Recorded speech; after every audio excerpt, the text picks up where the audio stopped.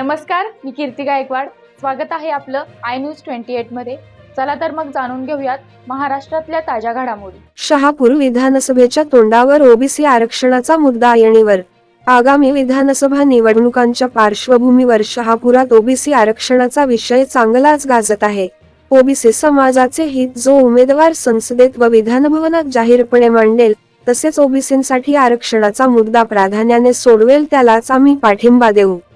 स्पष्ट भूमिका राष्ट्रीय ओबीसी संघाच्या कोकण विभाग महिला अध्यक्ष माननीय डॉक्टर अपर्णाताई खाडे यांनी घेतली आहे. या निर्णयामुळे शहापूर विधानसभा मतदारसंघातील राजकीय वातावरण अधिक तापण्याची शक्यता आहे. त्यापुढे म्हणाल्या की ओबीसींची चळवळ अनेक वर्ष चालू आहे. आजपर्यंत प्रत्येक निवडणुकांमध्ये ओबीसी समाजाला गाजर दाखविण्याचेच काम केले जाते. आजही ओबीसी समाजाला गुलामीत ठेवले जात असल्याचा आरोप त्यांनी केला आहे. तर ओबीसी आरक्षणाचा प्रश्न मोठा ऐरणीवर आहे. ठाणे जिल्ह्यात ओबीसी समाज हा सर्वात जास्त आहे. आपण अशा उमेदवाराला पाठिंबा द्यायचा आहे की जो आपल्या ओबीसी आरक्षणासाठी संसदेमध्ये विधानसभेमध्ये आपले प्रश्न मांडून न्याय मिळवण्याचा प्रयत्न करेल, असे आवाहन करीत त्यांनी ओबीसी बांधवांशी हितगुज साधला.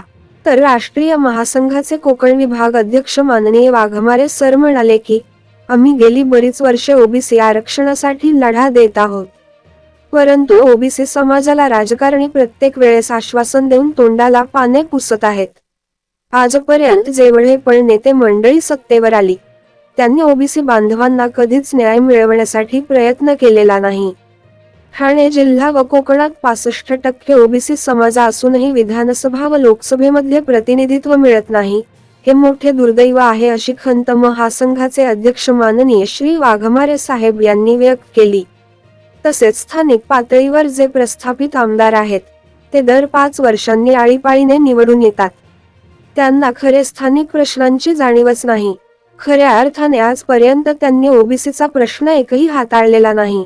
जर ठाणे जिल्ह्यात ओबीसी समाज एकवटला तर पुढचा उमेदवार हा ओबीसीचा असू शकतो, असे मत ओबीसी योद्धा माननीय प्रकाश गोंधळी सर यांनी आपल्या भाषणात निर्भीडपणे मांडले. वार्ताहर इंडिया न्यूज 28 साठी संजय तलवडकर, शहापूर. मुख्य प्रतिनिधीची रिपोर्ट. आणि देशामध्ये सरासरी 70% मतदान होतं.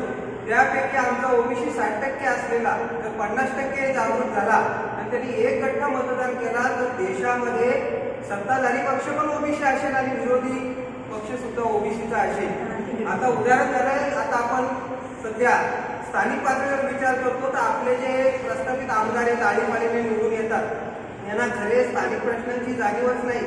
त्यांनी ओबीसीचे प्रश्न एकही हाताळलेला नाही. आता आम्ही उदाहरण देतो की मागच्याच दीड महिन्यापूर्वी आम्ही सर्वजण ओबीसीचे कार्यकर्ते कळवा या ठिकाणी जे सहाय्यक आयुक्त समाज कल्याण विभाग या ठिकाणी गेलो की आमच्या विद्यार्थ्यांना वसतिगृहाची सोय कुठे आहे, त्याप्रमाणे जोपर्यंत वसतिगृहाची सोय होत नाही तोपर्यंत त्या विद्यार्थ्यांना सरकारी शिष्यवृत्ती मिळते. तर ती किती विद्यार्थ्यांना तुम्ही दिली, तर आम्ही प्रत्यक्ष पाहणी केली तर फक्त 300 मुलांना ती शिष्यवृत्ती लागू असताना फक्त 60 फॉर्म आलेले होते.